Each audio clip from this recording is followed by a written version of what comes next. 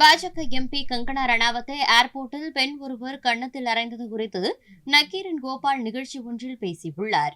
பேசிட முடியாது. 2 நாளைக்கு முன்னாடி ஒரு நல்ல விஷயம் நடந்தது. பலார்னு ஒரு எம்பிக்கு அறை விழுந்தது, கேள்விப்பட்டிருப்பீங்க. அது சாதாரண அறை இல்லை.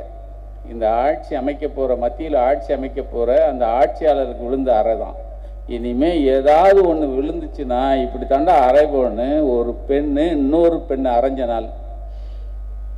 விவசாயிகளை பேசுனதுக்காக தான் வந்தது.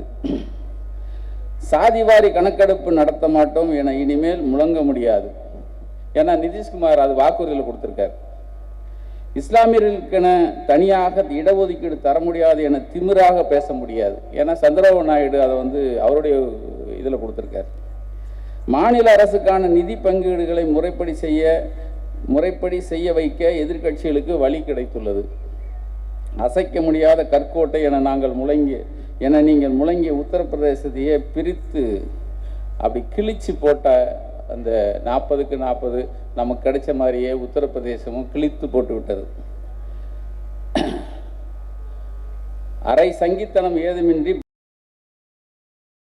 செய்திகளை உள்ளது உள்ளபடி தெரிந்து கொள்ள ரெஃப்ளெக்ட் நியூஸை சப்ஸ்கிரைப் பண்ணுங்க.